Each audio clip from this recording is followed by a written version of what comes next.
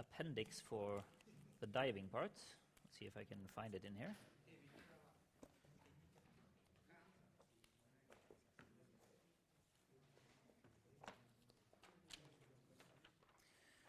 And you'll see that mine is slightly different from yours. I think it has a couple of extra slides in it. And it's, yeah? What? Yeah, I saw you. You can see that the one I'm showing is from September 2013. And the one you have is from August, I think? August 2013, yeah. So the reason I'm using this one is that instead of just having to show scanned copies of this one, I actually found this one in PowerPoint, so I could actually get the proper quality for it. But I think the only difference is that there's a couple of extra slides in the front there with view images, so it's not that much of a difference from what you have. So here you can see the first one is a fleet overview here from the Acergy company. So they have quite a lot of different kinds of vessels out here. And they're also highlighting a new one that's called the Borealis. And it's a pipelaying ship, so it's not a diving ship. So the one that we are going to look at in a couple of slides is the Havila, the Acergy Havila, which is a diving ship. So that's the one we're going to look at. So probably this is just 1 month later, so they probably figured they would showcase some of their newer stuff when they did this presentation again. So they just have some brief technical details on the pipelaying ship. So it's pretty long, as you can see, 182 meters. You can see actually in the back there, it's what's called a stinger. So it's the sort of framework that is guiding the pipeline into the water in the correct bend radius and everything as they are laying it, so that it can go down to become almost vertical as it's going down towards the ocean floor. And it's 46 meters wide and 5,000 tons of crane capacity, so it can lift quite a lot. But of course, when they are laying pipes and cables and stuff like that, this is heavy stuff, so they need heavy-duty cranes in order to be able to lift the stuff around when they need to shift stuff on the deck, and also when they're loading onto the ship itself. We'll be looking a bit more at different pipelaying ships in the next part, in part 5. So this is sort of a sliding transition from diving by going through a diving vessel and into part 5, which is vessels in general. It has a DP3, dynamic positioning systems, and we'll get more into that in the next part, what DP3 means. But dynamic positioning system, we've already talked a bit about that, and that's how the vessel is basically keeping its position. So the DP3 is the classification of the type of system they have here, how safe the system is in regards to keeping the position. And does it have any sort of safety nets that will stop it from drifting off its position if something goes wrong? But we'll get into detail on that later on. And here it says it has a steep S single joint pipelay system. That's a bit beyond the detailed knowledge of me, so I don't really know exactly what they mean with the steep S single joint, but it has to do with the lay system for the pipes. And they can handle 600 tons, so it's quite a lot. And it has a double joint J-lay system over the side. And the J-lay system is basically, it's called a J because it's putting it over in a J shape. So it's easier to sort of see how it's going. And basically the J shape is, you have the vessel up top, and you got the pipe coming down, and it's a J shape down by the ocean floor. So I'm guessing the steep S single joint, it probably has something to do with how it's laying the pipes on that one also. And it has world-class ROVs, which is of course because they need to keep an eye on what's going on down at the ocean floor, so they need to have ROVs working down there to watch out that everything is going okay as they're laying the pipes. and it has a couple of DNV classes, and it has accommodation for up to 400 people. So you can have quite a lot of crew on a ship like that. So it's pretty heavy. And here is the ACG Havila. You can see the name briefly there. So this is the one we're going to look more at, the diving vessel that they have. So it's from a different angle here. And now we'll start looking at the main dimensions of the ship. So just get to the correct one here. So the Havyard 858 design, that's just the sort of basic shape of the ship. So it's the design of the ship. And the length of the ship is 120 meters. And the width of the ship is 23. So this one is just half the width of that pipelaying ship we just looked at. So it's not all that wide, and it wasn't as long either, as the other one was 140 or something. And the maximum draught is 8.25 meters. You can some places it's written as draft like that. Other places it's just written with an F, so that it's just draft. I haven't really managed to figure out if there is a particular rule for when to use each of them, so I think they are okay to use both of them. They're just two different ways of writing the same word.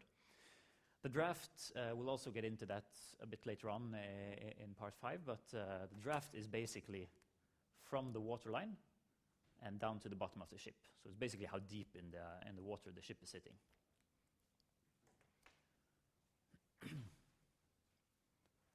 And the minimum draft of it is 5.5 meters. So that means if they're going into a fjord or a channel or a harbor or something like that, it needs to have a minimum 5.5 meters below.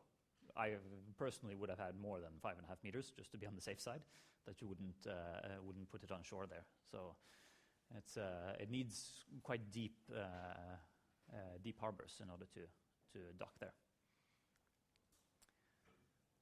Then it has a whole load of different classifications, and I don't even know half of them, so I'm not going to go into them. But there, as you can see, we can see at least DNV has been mentioned here, and this one is also in relation to DNV. So these are different kinds of classifications, and I know that specific one is with regards to their DP system. So this means that, like the one we were looking at, the pipelaying ship, it had a DP3 classification. The outro is the equivalent of a DP3.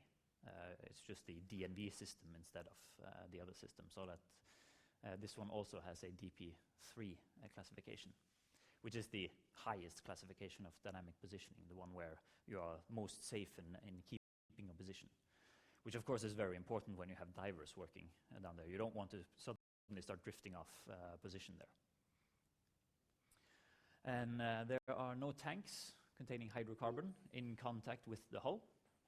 So that is a safety issue with regards to several things. I think it's both explosives and corrosion. So at least that they are. So there are reasons why they don't want hydrocarbon in contact with the hull. And they have the dynamic positioning system from Kongsberg. And there's a certification on the DP. And this one has room for 120 persons. So considering that this is a diving vessel, it has room for quite a lot fewer persons than the pipelaying vessel. But the pipelaying vessel is usually, when it starts laying some pipe, it's quite long stretches it's going to start laying pipes. So usually they have to be out for long stretches of time. They have to switch crews with helicopters and stuff like that. So, and I would also think that they need quite a lot more welders and qualified technicians and stuff like that on deck to do work. So you need a little bit less when you're working with diving, because it's mainly the divers that's going to do the work, and the rest of the people on the ship are there to support the divers. So the main dimensions, we can just go fairly quickly through these. Reference systems, it has taut wires, HiPAP, fan beam. There's quite a lot of different stuff here, which is much of it is just barely recognizable to me, who have some experience, so I don't expect any of you to really understand much of what's going on here. So I'm just going to browse fairly quickly through it until we get to something we can talk about. Here's one thing, speed, 70 knots. That's I'm guessing that's the maximum speed of the ship. It might be the marching speed of it. I won't say that for sure since it doesn't say it here. And it has deck area and capacity, and that's something that we're going to look into a bit in the next part, because that's important when we're doing offshore operations. The capacity of the deck is basically, as you can see here, it says 10 tons per square meter. So that's basically how much weight does every square meter of the deck handle.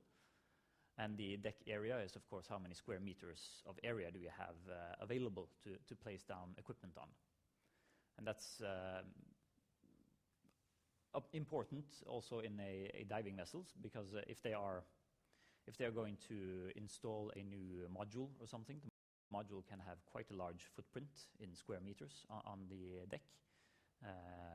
And especially if you're going to do several operations in one go, so several modules or something like that, you will very quickly start filling up the available space on deck.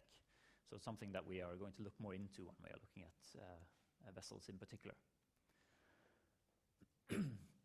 Stabilizing tanks in order to stabilize the ship, and also a ballast system for anti-heeling. Helicopter deck, of course. The helicopter deck is almost a given in most offshore vessels, because usually they are going to need to switch their crews while they're out there. And also it's nice to just have the helicopter deck there in case of an emergency. If something happens, there are rescue chapters available, so that you have the possibility of having someone come out, having a rescue helicopter coming out there and bringing someone back to shore if an accident happens. So there are very few offshore vessels that don't have helicopter decks, and if they don't have, they are usually too small. So there's basically no room on the vessel for a helicopter deck. Then they will have to, if an accident happens on board, they will have to have assistance from nearby vessels or rigs, so that they will basically have to come into contact with another vessel or a rig and manually transfer the patient over to them, so that a helicopter can come and pick them up from there. Either that, or they have to return to land and not do it if there is nothing available close by. But still, out on the seas with waves and everything, you don't really want to be carrying someone from one ship to another. It's can be dangerous enough just walking on a gangway between two ships. So it's something to think about when you're doing offshore stuff. Then we're getting into the diving system itself. So here we can see they have two diving bells hooked up to it, and they have quite a lot of different tanks there for the diving system. We'll see a bit later on here that the two blue hookup points that are here, they are going to hyperbaric lifeboats, so lifeboats that are under pressure. Because as we talked about last week, the divers can't actually exit if something happens on the ship and the ship is going down and everyone has to evacuate through lifeboats. They can't actually exit their hyperbaric chambers. They have to bring the pressure with them. They have to stay at the operating pressure that they're at. So they have direct connections into specialized lifeboats, so that they can just crawl over into those and they will be released into the sea and they will remain under the correct pressure until they are picked up and can be placed into a new diving system. Let's see, we had a couple of things there. So this one has been manufactured by a company named Draeger. So it's a German company, if I'm not quite mistaken. And they have room for 24 divers inside that system. So, and as you can see here, it's fully Norwegian and UK compliant, so it's following all of the rules set by Norwegian government and the UK government. Which, of course, means that it can operate wherever it wants to within the North Sea, whether it is in the UK sector or if it is in the Norwegian sector. And it's a so-called new generation computer control system.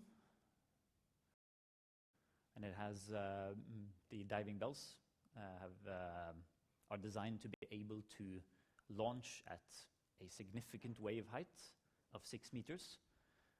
In one of the appendixes for part 5, we will be looking into exactly what significant wave height is, but it is basically a measurement of an average of wave heights over a period of 20 minutes, so that you will have a certain clue as to how much waves you're going to experience during those 20 minutes. When that is said, the maximum wave height during those 20 minutes can be as much as double the significant wave height. So if you have a 6-meter significant wave height, you can be experiencing 12-meter waves every now and then during that period. So that it's and 6-meter waves, just 6-meter waves is more than enough. If you get 12-meter waves thrown into there also, it's going to be quite rough seas. It has heave compensation, and that means that you're going to get quite a lot of motion that is going up and down, not only from the waves lifting the ship up and down, but also from the ship tilting along its axis. Because if these diving bells are close to one of the sides of the ship, if the ship is rolling from side to side, that is, of course, going to create vertical motion on the system. So not only the lifting up and down of the ship, but also how it is rotating along its axis are affecting the heave motion, so up and down motion. And because of that, they have heave compensation with electric winches connected to it. And the heave compensation is basically a system. It can be passive and it can be active. If it's a passive one, it is basically a spring system that is going to move and dampen the effect of the heave motions. If it is an active system, it has sensors which are reading off the motions that the ship is experiencing, and it is actively driving the winches. So it is controlling the winches and counteracting the motion, so that if the ship is moving upwards, the winches will pay out more wire, so that the diving bell stays more or less in the same position. And if the ship is moving downwards, it will sort of pull in wire, so that the diving bell will hopefully stay in more or less the same position. We'll be coming more into detail on that in part 5 when we're looking at it. So they can dive down to 400 meters of seawater, but of course we know that at least in the Norwegian part of the North Sea, they are only allowed to go down to 180 meters. But still the system is built for 400 meters of seawater, which of course, just because they are Norwegian and UK compliant, it doesn't mean that they only work in the North Sea. They can easily get an assignment down in Brazil, for an example, or somewhere else where they are allowed to dive much deeper than 180 meters.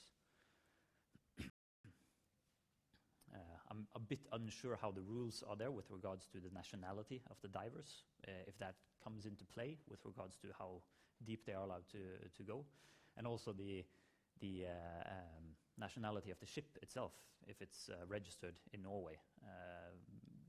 I think if it's registered in Norway, they have to follow the Norwegian laws, no matter what. But if it's registered in a different country, they have to follow other laws, unless the local laws where they are even stricter. So, but don't take my word for that. That's just how I think it works.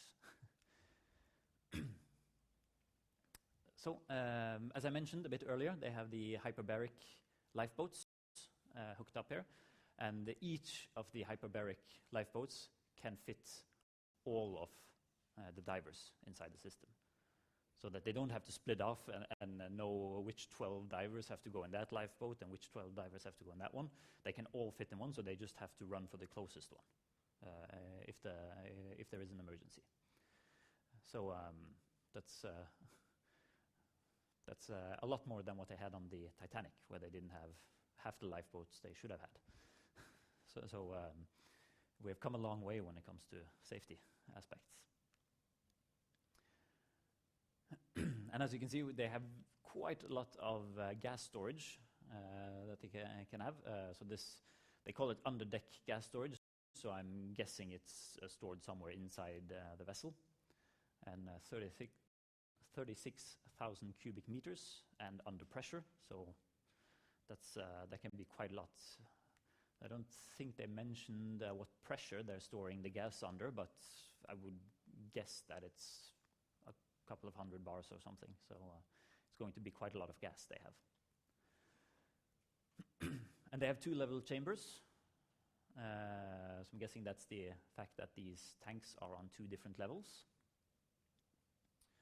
An air dive station in hangar on the port side. I'm not quite sure what they mean with that one, but and it's a DNV classification on it.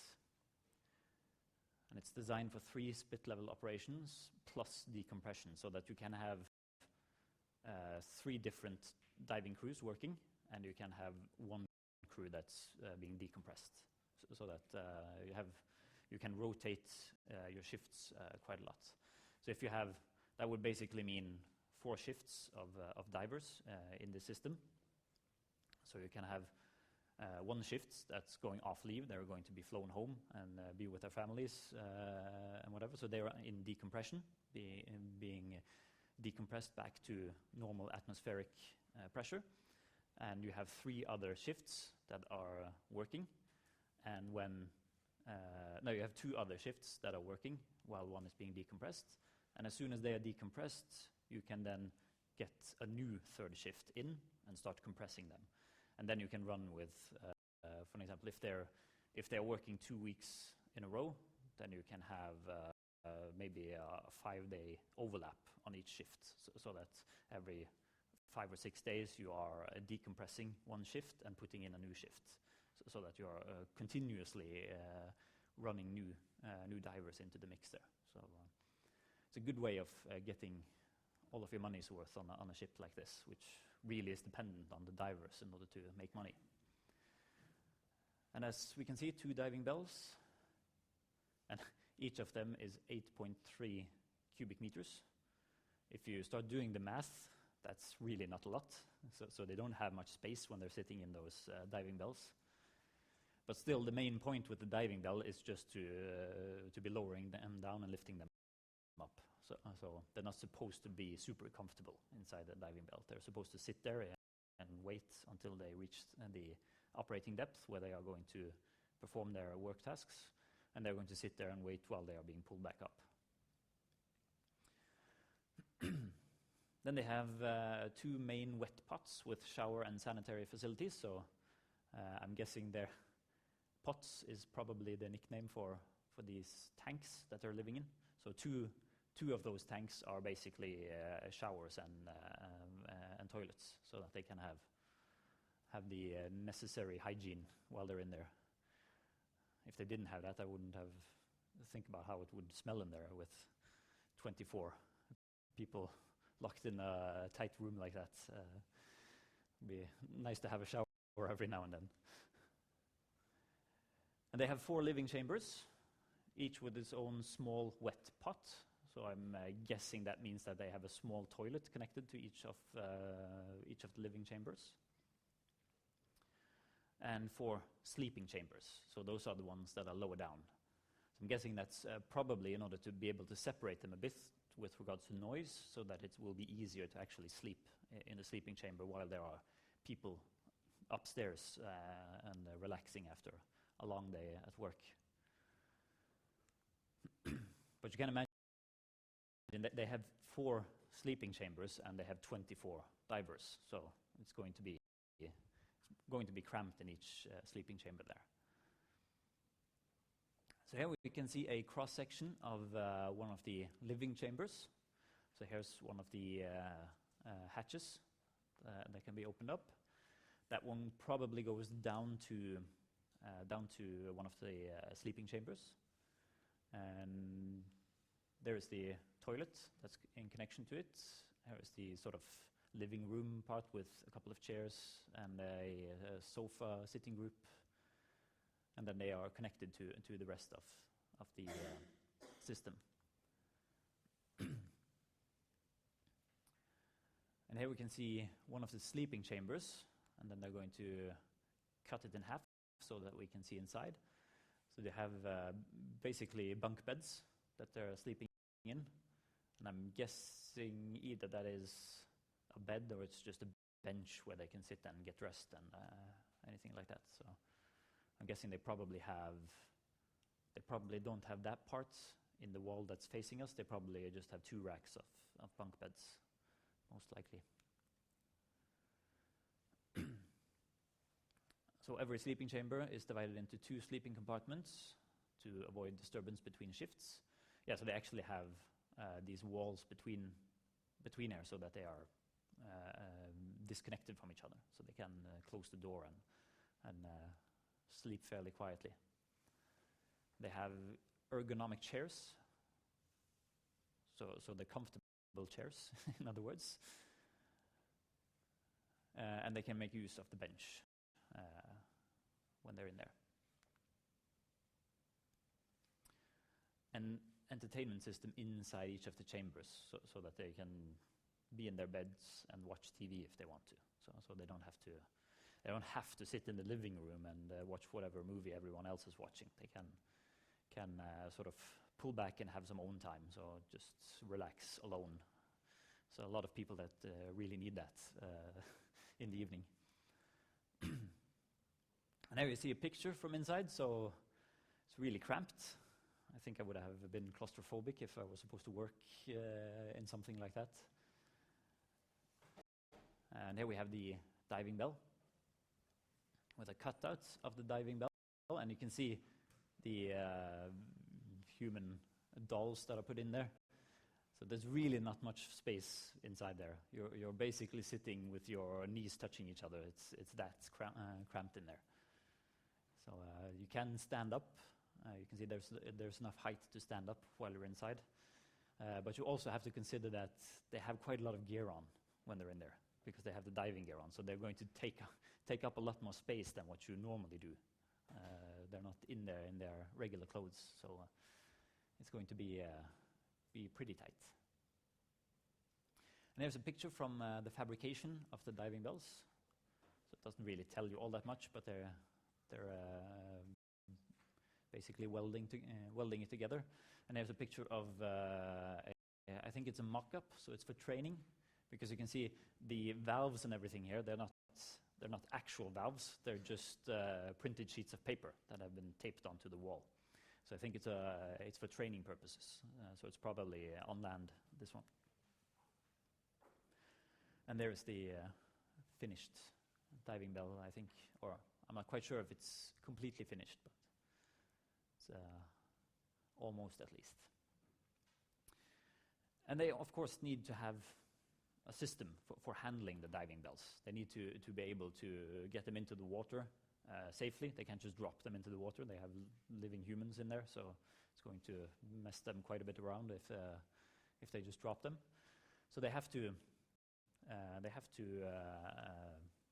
have some sort of system that's going to lower them into the water. And then it's usually nice to have some sort of railing system which you can follow until the diving bell is past the worst section of waves up by the surface, because then you won't have any wave interference with the diving bells as they're coming down. Because with an ROV, you don't have human beings sitting inside the ROV, so it's not that dangerous. So long as the equipment can handle it being slapped around a bit by the waves, it doesn't really matter all that much. But with a diving bell, with people just sitting in there, you don't really want it to be thrown about by the waves when you're lowering it down. Because of this system, where they both have the heave compensation to compensate for the up and down motion of the ship, and also for with these tracks in order to lock it into place when it's going through the worst of the waves, they can handle the 6-meter significant wave height with that system. So here we see a cross-section of the ship itself. So here is the water line going across here. You can see they put in the outline of a person in most of the rooms, just to give you a feeling of the size of the rooms. And here is a cutout of all of the, so these will be the living chamber tanks. These are the sleeping chamber tanks. And here we have the sort of tunnel going up to the hyperbaric lifeboats on each side. So those are, this part here is where the blue rings were on the 3D model that we were looking at. So that's where they're connecting to the hyperbaric lifeboats. And the hyperbaric lifeboats look something like that. So they have room, they have a sitting room for 24 persons, as we talked about earlier there. And usually, this kind of lifeboats, they're just dropped into the water. So they have more like, looks almost like racing car chairs. So they have loads of belts and buckles that they need to get on. And then when everyone is in place, they just drop it. So it falls straight into the water. So it's similar to the system that they have on offshore rigs also, because they also do that. But usually they have to drop from even higher. So it's even more specialized system, basically. So it's usually follows some rails for a while before it goes into free air and down into the water.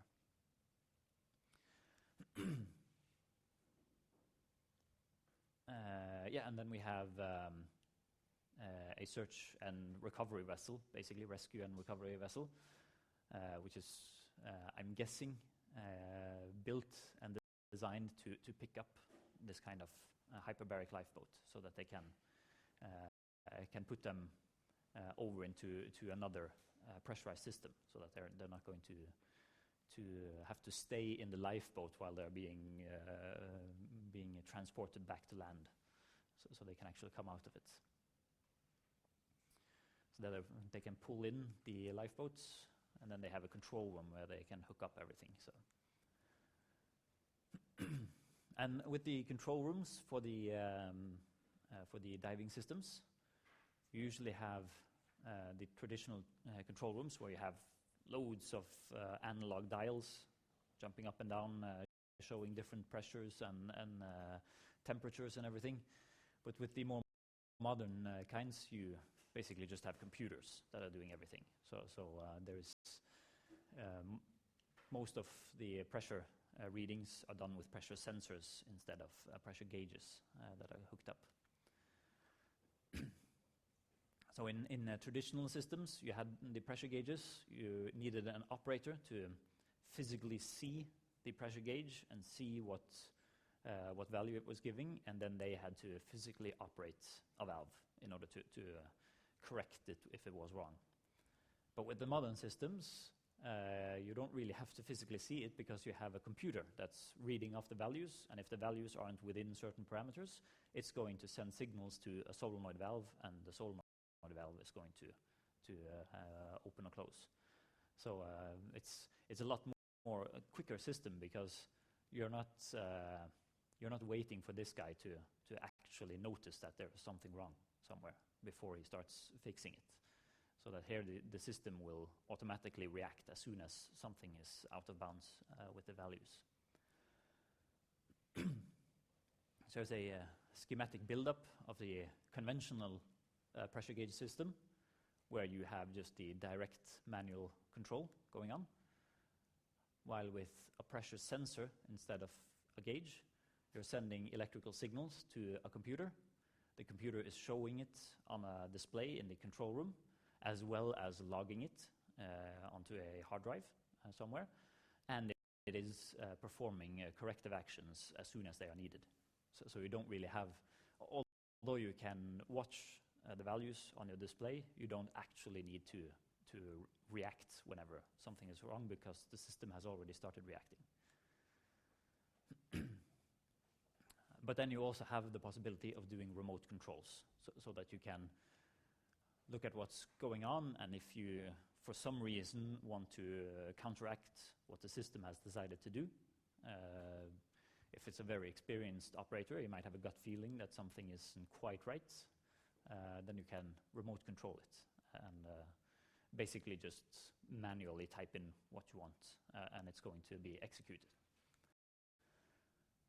So then we have different sorts of panel that there are loads of panels like this in a diving vessel, and therefore gas distribution. So you can see all of these different wheels and knobs on it. They're all there to control the gas in the diving system. And here's a picture from Draeger, and it was in Germany, as I thought it was. And they have a screenshot. No, it's actually it's a technical drawing of how the screen is going to look like. So I haven't actually seen that before.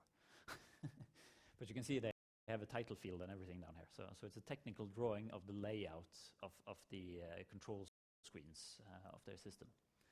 I thought it was just direct screenshots that they were using. And here's a 3D model of how the diving and saturation control design room is. So they're sitting in sort of a looks almost like something from a Pentagon or something, a war room. So they're basically sitting with loads of computers around and keeping an eye on everything.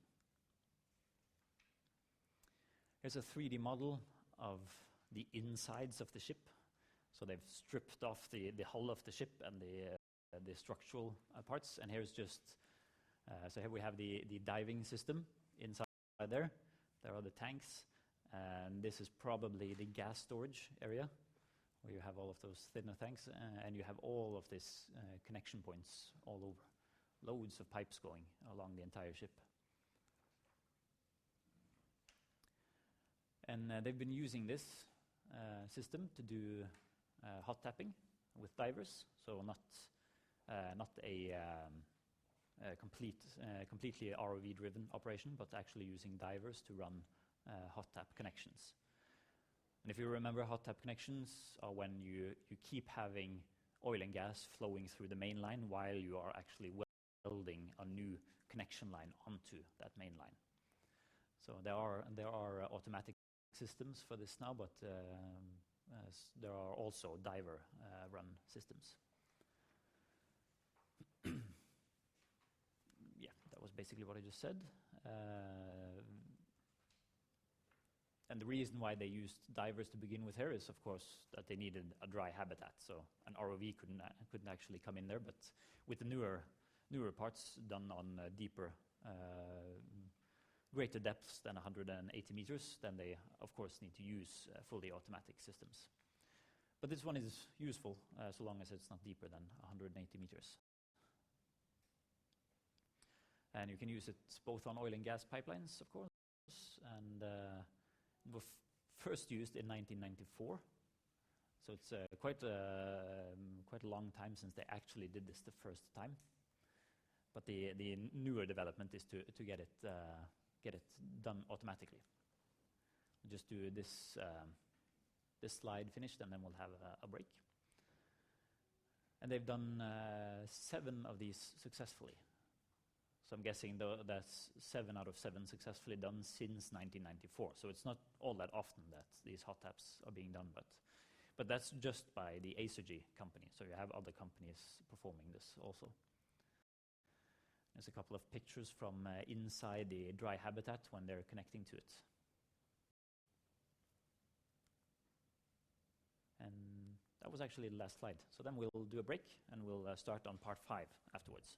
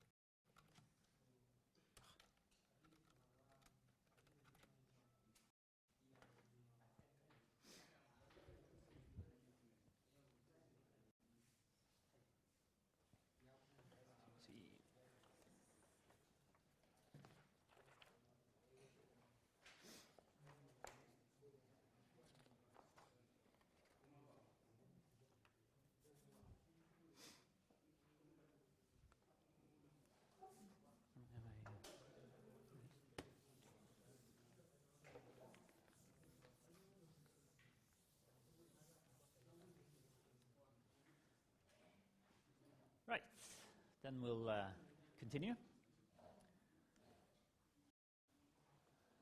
So we're going to start looking at surface vessels that are being in use. We are mainly going to concentrate on so-called single hull vessels, so ships in general, and not rigs.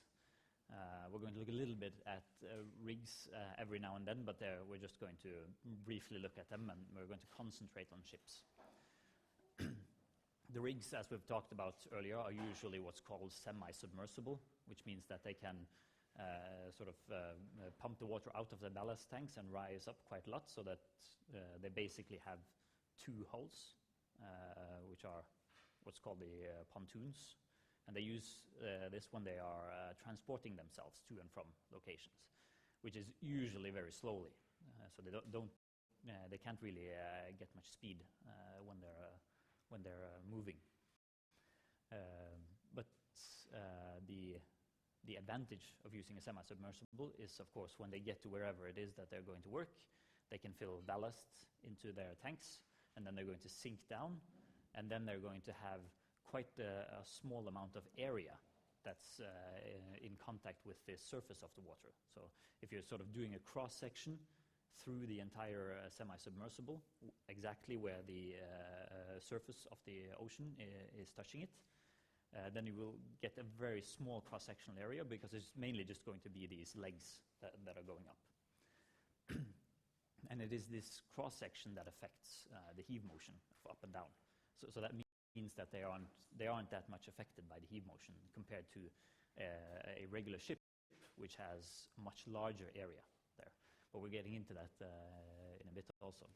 So that's the main difference between them, and definitely there is much more single hull vessels than there are rigs, so that's one of the reasons why we're focusing on the regular surface vessels. So here is a typical sort of really crammed illustration of what a surface vessel can be involved in doing. So it can be involved in a lifting operation, so it can have a crane lifting stuff up and down to the ocean floor, and it can be quite a lot of different stuff. It says there heavy installations, so large modules and structures that are going to be placed on the ocean floor. It can be lifting up and down pipe spools, which is sort of the name for the pieces of pipe that are used to connect different structures together, because this is a fixed pipe. Then it's not going to be a pipe that is being placed down for hundreds of kilometers. It's going to be a fixed length of pipe that has been pre-produced, prefabricated on shore, and it usually has a flange in each end, and it's going to be connected in each end. So it's going to be lower down, and then it's going to hit the connection, which is also why they often have, if the sort of ground, the pipe is moving in this shape on the ground, on the ocean floor, and it's going to go up, over, down, and then it's going to have a flange over there. And that's going to connect to a flange on the structure. And over on this part, it's also going to up, over, and down with a flange that's going to connect to a part of this structure, because then they can just lower it straight down and place it in the correct position, and then they can connect the flanges. So it's the easiest way of connecting something that is close to each other on the ocean floor. So that's pipe spools. And if you ever just go for a walk here in Haugesund or anything, and you walk out to Risøy, across the bridge there, and you look down onto the main area of Able over there, you'll see a lot of these pipe spools are stored. So they have been prefabricated. They are ready for use when they are needed offshore in the whatever field they're supposed to go to. So they're just stored for now. And they're always switching out the spools that are lying there, because as soon as they're needed, they're pushed off. And you're probably going to see a couple of spools that are already installed when you're going to Kårstø on Wednesday, because they use the same principle there also, because then they can come in with a mobile crane and they can just lift the pipe into place and then they connect it with the flanges. So it's a very good way of connecting it. And of course, lifting risers for connecting subsea production facilities with a processing plant that is floating, and also lifting welding habitats up and down, because they are really huge and heavy, so they need some sort of strong crane to do that. And they usually have some kind of, or not usually, some of them have a module handling system, which is this part here. And this one, as you can see, it goes into the bottom of the ship and then up here to this tower. And that's because they're using it through a moon pool. So they basically have an opening in the middle of the ship going straight into the ocean. So they can lower stuff down there. And because of this moon pool, you can have quite high waves on the outside of the ship, but inside the moon pool, those waves aren't going to be really big, so that you can increase the amount of weather that you are capable of operating in by using a moon pool. And usually a module handling system both consists of a tower above the moon pool and also some sort of railing system on the deck to move these huge heavy modules around and get them into the correct position before they are moved into this tower and then hooked up to the crane. And using guide wires or something like that, they are lowered down to the structure where they're supposed to be connected. And we've already talked a bit about stuff like this with different kinds of modules, connecting cables and pipes, control pods, doing well intervention and stuff like that is often done through a moon pool with some sort of handling system. We've just talked about diving, so using diving bells and divers to perform work. And we've looked at the different work tasks done by divers. And of course, ROVs also, we've already looked at with everything that they do combined from a vessel. And then you can have vessels like this one, which basically has everything, which is a huge construction vessel. But you can also have a vessel that maybe doesn't have the module handling system, but it does have the cranes, and it maybe doesn't have the diving, but it does have ROVs, so that it can lift stuff up and down, and it has ROVs to do stuff. Or it maybe just has divers and a crane to perform stuff. There are all kinds of different combinations that you can use here. Then we're going to look at different operation types. And we have the one called IMR, which is inspection, maintenance, and repair. And that's most, at least my impression is that most of the offshore vessels that are doing work with ROVs come under this classification. So they are IMR vessels. So also having inspection ROVs, inspecting stuff. If they're doing some maintenance work or just some repairs, it is often IMR vessels. If it's a smaller module that's going to be replaced, it is usually an IMR vessel that's doing it.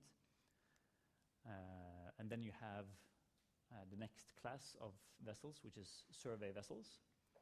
And they are more custom built for the survey task, because they need to have quite a large amount of computer power on board. So they have specialized systems on board the ship which can follow the survey ROV. And then you have construction, which basically would be the previous illustrations with all of the options on. So they can basically do everything, apart from most likely the very heaviest lifts, where you have specialized lifting vessels for that are they're basically specialized to just lift. That's what they're designed for. So they can do insane amounts of lifts. So you have the one we'll see a picture of later on, which has actually been in dock in Stavanger several times, which is called Saipem 7000, which has 2 cranes, and each crane can lift 7,000 tons. So it's huge amounts of weight. You can't really get your mind across it, but 7,000 cars on each crane, basically. So the numbers are so huge that you can't really understand what they are. But the IMR vessels, they usually have at least one observation ROV. They might have several, but at least one is usual to have. And they usually have 2 work ROVs, but they can have only 1, or they can have 3 work ROVs. So it's a bit dependent on what vessel it is and how much room they have for their ROVs. But the average is to have 2 work ROVs available on it. And then it has a crane, usually around 60 to 120 tons on that single crane, so nowhere near 7,000 tons. And it usually has, well, not usually, it can have a module handling system in order to do module operations where they are switching modules and stuff, but usually not for the heaviest modules, because they're going to be restricted somewhat by weight on the module handling system. And if they have a module handling system, they will have a moon pool, most likely. Some of them actually have a moon pool without having a module handling system, because there are actually some of them that lower their ROVs through the moon pool in order to make sure that they can handle quite a lot of waves, so quite rough weather conditions, and still be able to launch their ROV in order to perform emergency repairs and stuff like that, even though the weather isn't optimal. So like in winter time, when you have very, very little chances of getting good enough weather to perform a regular operation. And they have to have a certain amount of deck space, because they need to have room for whatever equipment they need to bring to perform the task they're doing. Like, for an example, if the pipeline repair system, the guys over at Chillingøy that we're going to visit in 2 weeks, if they need to bring their welding habitat, their remote welding habitat, out somewhere in order to fix a pipeline, then they're going to need enough deck space for all of the equipment that they're going to bring. Both the huge A-frames that are lowered down that lift up the pipeline, but also the very large welding habitat that needs to be placed over it in order to do the welding operation itself. So that's just one example of what kind of deck space is needed on a ship like that. And hopefully we're going to see at least one welding habitat while we're visiting them at Chillingøy, because usually they're not in use. They're just on standby in case they have to use them, which they are required by law to have this standby system in place. So it's actually it's a contract that's handed out by Statoil for this, and usually it is Technip or Deep Ocean, or maybe a cooperation between the two that's running it. So but they have several companies that do bidding for this contract, and then the ones who give the best bid, they get the contract. And I know that when I took this course in 2012 and was over there visiting, then it was Technip and Deep Ocean, so they were working on it together in a cooperation. I think it's only Technip now. I'm not quite sure, but I think it's only Technip that has the contract. So that will give you a sort of a feeling for how much space you're going to need on deck of a ship, because not only do you need to have the storage space just to store it on deck while you're in transit, but you're also going to have to be able to move it around in order to get it to the appropriate crane to lower it down. So it's not enough to just have room for everything. You also need to be able to move it around. Just like if you're moving around the furniture in your house, you can't just fill up all of the floor with furniture. You're going to be able to you're going to have free space to move it around if you're going to rearrange it. Here is Edda Fonn, which is one IMR vessel. So here you can see the blue one is the module handling system in the back here, and there's a moon pool underneath it. It's just not visible on this picture. And we have a heavy crane on the back there. And the next one that we're going to look at is Edda Fauna. And in this case, it's actually behind that huge door there. We have the ROVs hidden. So they are built in on Edda Fauna. So they are an integral part of the ship on this one. It's not. Sometimes the ROV systems are just container-based. So they are just placed there in containers on deck. So they will actually be claiming some of the deck space in order to have the appropriate number of ROVs there. But in this case, it's been designed into the ship so that it stays there. They never lose their ROVs to anything else. Yeah.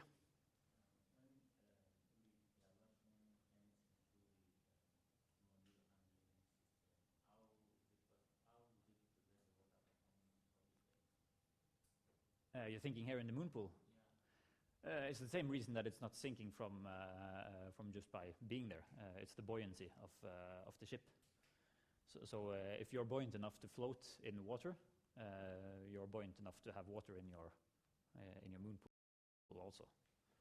So it's the ship won't sink unless you manage to push it so far down that water is going to come into the inner workings of the ship. That's when a ship sinks, because then you are not displacing as much water as you have to displace in order to stay floating. So the moon pool is only open straight up. It doesn't have access into the ship itself. So that's basically just a shaft going straight down, which means that it has the same effect as the rest of the hull going around with keeping the water away.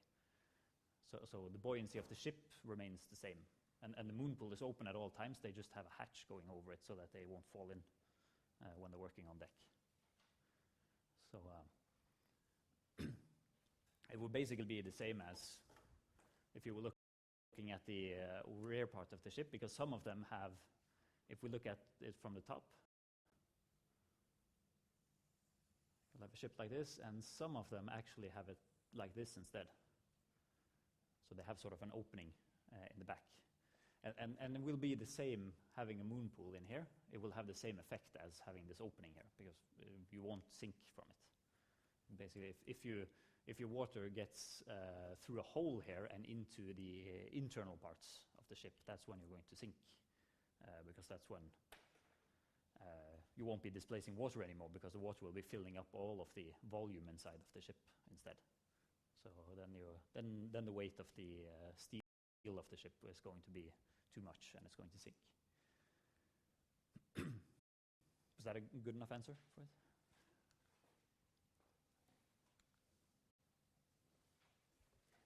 So the module handling system, then you have a vertical part of the system. So it's sort of divided into two parts, vertical and horizontal. And the vertical parts of the module handling system consists of the tower, so the blue one we saw on the picture there, the large blue tower, which has a main winch, which is what's going to lift the modules up and down. And it usually has 2 or more Guidewire winches. And it also has a so-called cursor for safe guidance, and that's just a rail system that's going to follow the module down through the moon pool, and even quite a few meters below the ship. So the cursors are extended before they start lowering the module down. So they extend these basically just steel beams downwards that are going to follow the module into the water for quite some way. And the reason for that is that they don't want the module to be swinging freely while it's in the moon pool, because then it can smash into the sides of the moon pool. And of course, just as it's exiting the underside of the ship, so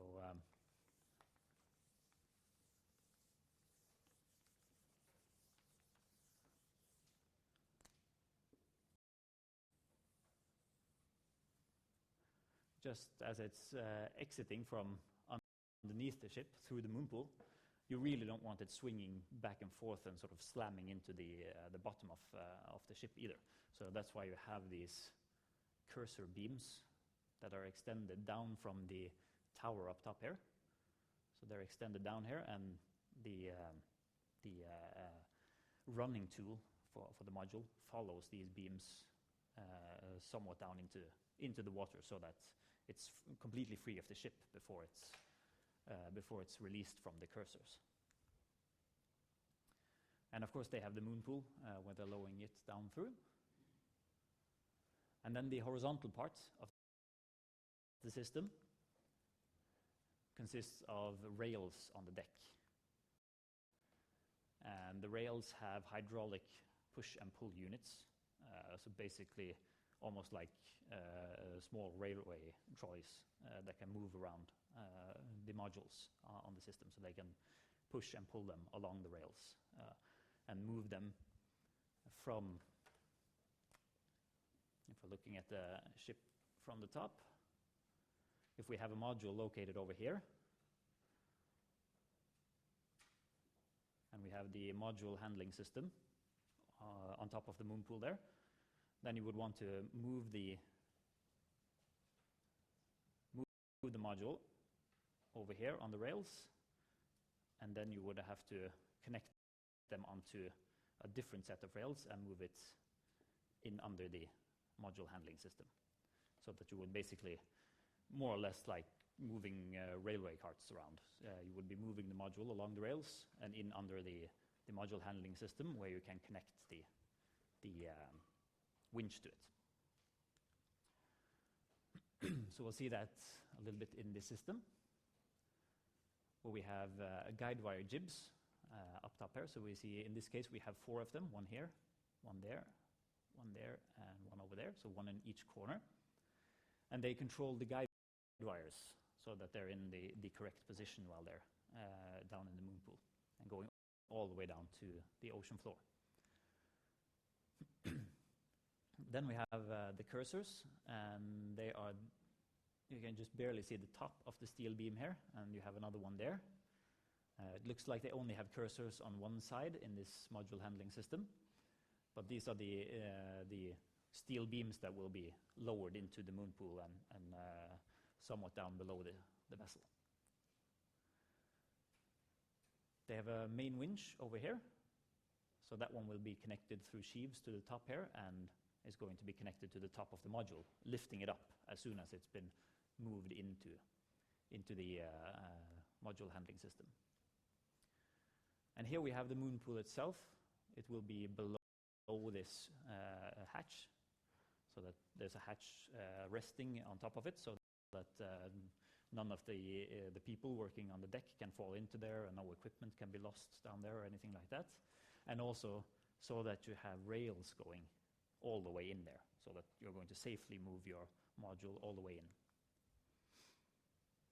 And then you have the skidding system, which is basically the rails that are connected to it. So you can have a module placed here, one here, one here, one here, and one here, and you can move those in whatever order you need into the module handling system to get them down to the ocean floor. And then, of course, you're going to have a control room. There is always a control room, no matter what, when you're looking at systems like this. And then you have the Guidewire winches themselves. So the winch is here, and this is the jib up here is not the winch. It is just used to control exactly where the Guidewire is positioned. And the winch is down here, so it's going up to the jib, connected through a sheave in the jib, and then down into the moon pool. And as you can see, it has 4 jibs, but it might just have 2 winches.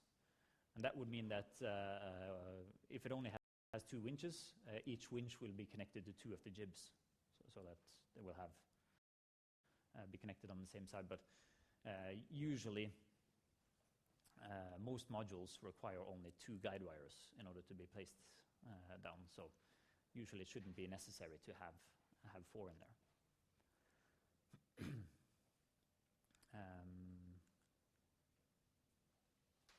Yeah, I'll just do the quick how it's going to work. Let's say we have a module over here, and it's going to be pushed in under the tower of the module handling system. So this module, we're going to put it down on the ocean floor. So what happens is, when it's been pushed into the tower, this main winch over here, it's going to be connected through the sheaves down to the top of the module. Then it's going to lift the module so that it becomes clear of the rails here and also clear of the hatch so that the hatch can open up. So it's going to lift it almost all the way up to the top of the tower. Then the hatch opens up and the cursors are lowered into the moon pool all the way down so far as they are supposed to go. Guide wires are connected all the way down and to the ocean floor, and they're connected in there to their guide posts down there. And then the module is lowered down through the moon pool once all of this has been connected. So it's quite an operation when they start doing this kind of work. Then we'll look a bit at survey vessels. And they are usually smaller than the IMR vessels. That's basically because they are custom built for surveys. So they don't need all of these huge cranes for lifting and stuff. They're going to do survey missions, and that's what they're going to do. They're not going to be doing much other work. And they are usually equipped with one survey ROE plus the handling system for that survey ROE. I know that some of the survey vessels actually have two survey ROEs, but that's mainly just as a redundancy. In case something happens to the main survey ROV, they have a backup one, which is usually an older unit that's been sort of retired. They don't really use it all that much anymore, but they're keeping it on the ship just in case the new one has a malfunction or something. Because then they can pull up the new one, and then they can lower down the old one, and they can continue their operation without having to go back to land in order to do repairs or anything. But that's not for most vessels. That's usually for vessels that have been upgraded in some way. And they need to have a crane for smaller lifts, just in case they need to lift something up and down. It's nice to have it there. And also for moving about the ROV. If something happens to the ROV and they need to do repairs on it, on the ship, it might be nice to not actually have it placed inside the handling system for the ROV, the LARS. So it might be nice to have a small crane to be able to lift it into a more open section of the deck so that you have the space you need to work around it and do repairs. The vessel also needs quite a lot of internal space because it needs a lot of computer power in order to analyze all of the information that the survey ROE pulls from all of its sensors. So it needs computers that are working constantly as the sensor feed is coming up to the vessel. They are analyzing it straight off. And it needs very exact navigation systems, both for the surface and also subsea. So it needs to know exactly where the vessel itself is with regards to GPS, so the vessel's location on planet Earth. It needs to know that exactly. But it also needs exact subsea navigation in order to know exactly where the ROV is placed. And that is how it manages to follow the ROV. So it sort of hooks up the dynamic positioning system. It hooks that up to the navigation system and the controls for the ROV, so that it ends up being the ROV pilot who is basically just following the pipeline, doing his survey work. But everything all of the controls that he's feeding into the ROV, they get transferred to the ship also, so that the ship is following the ROV in a exact position, so that they are always in the same position, so in relation to each other. So it's a pretty neat trick of hooking up these systems in order to make it work like that. And we're going to look a bit more in Appendix A. We have 3 or 4 data sheets for different vessels, amongst them Fugro Discovery, which is a survey vessel that we can look a bit at over there. And here's a picture of Fugro Discovery. So I think we'll look at construction vessels, and then we'll quit for today. We've had a hard day with 6 hours of lecture. So the construction vessels are usually used to install structures. They're used for piling and jacking, and also placing suction anchors. So piling is sort of the same principle. It is just driving piles into the sediment of the ocean floor in order to have some way of anchoring the structures there, just like the suction anchors are also used for that, in order to make something stay put on the ocean floor. They're used when they need to dredge areas, whether they're going to lay pipelines there or if they need to dredge it in order to make it more of a level surface in order to place structures there. And trenching for cables and pipes, and installing and laying cables and pipes and risers. So you remember from the last appendix, the appendix of the with the diving vessel, we looked a little bit at the pipelaying ship in front, and it was quite a lot bigger than the diving vessel. So the diving vessel was a typical IMR vessel, while the pipelaying vessel was a typical construction one. So it was longer, somewhat longer, and it was also twice as wide. So it has quite a lot more space inside it and on deck. And construction vessels, that's what they're using when they're doing hyperbaric welding, because they really need the huge vessels in order to get these systems in. And they also use it for pull-in and connection when they're doing smaller pipes and cables. And also when they're installing larger modules for subsea production systems. So if the module is too large for an IMR vessel's module handling system, then you have to go over to a construction vessel in order to have it installed. And also creating supports for pipes. So that's when we have these free spans that we talked about with pipelines. We have areas where a pipe is basically hanging in free air along the ocean floor, so that there is an opening underneath it. And if this becomes too wide of an opening, it's going to sag the pipe, which is going to be negative to the strength of the wall, pipe thickness, the pipe wall. So then they have construction vessels come in, and they basically dump rocks underneath this pipe in order to create some support for it, so that it won't sag too far. And they also install the protective structures, and if they need some mattresses, if it's a very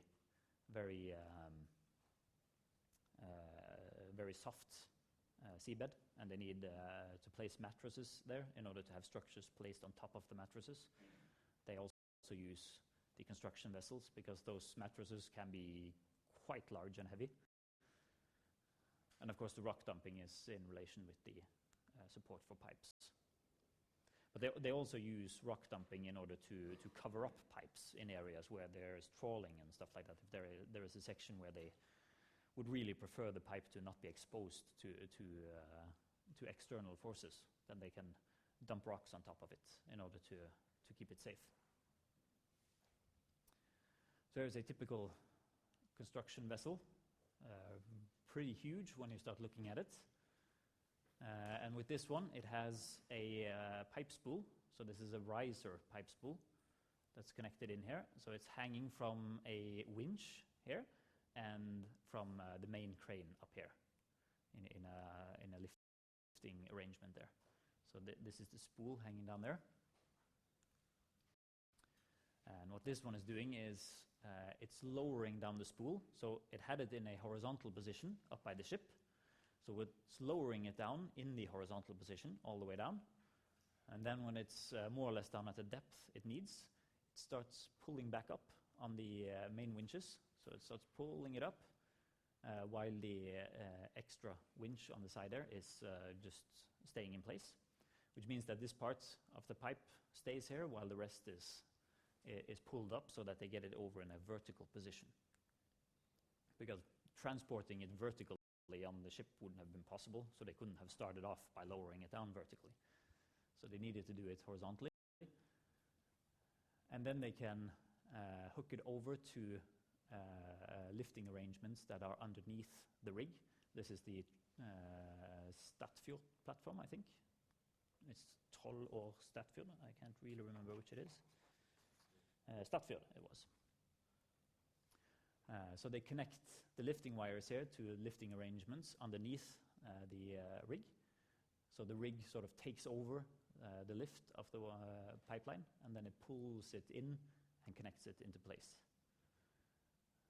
So the main work for the construction vessel in this case was to transport the pipe there and manage to lift it down in a horizontal position and move it into a vertical position so that the rig itself could take over and connect it.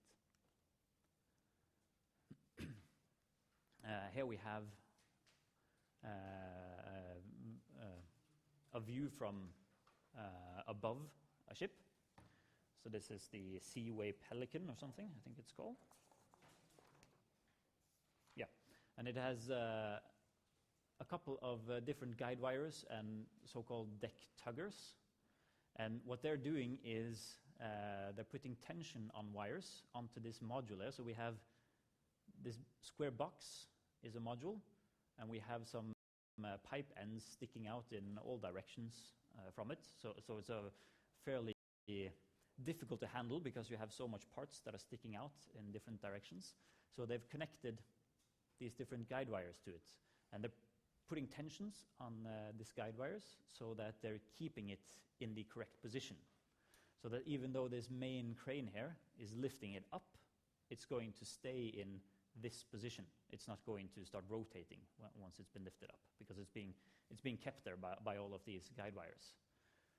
And then as the crane starts shifting it over to the side of the vessel, then they, in a very controlled fashion, start releasing some of the guide wire of each of the tuggers and Guidewire winches, so that they sort of guide it over here in the correct position and make sure that these pipes that are sticking out here won't hit the side of the ship or anything when they're lowering it down. So it's basically you have the main crane doing the heavy lifting, lifting the module itself, but then you have actually 4 different winches that are helping keeping everything in position so that it won't start moving about uncontrollably. And I think we'll stop there for today. So we'll continue on tomorrow.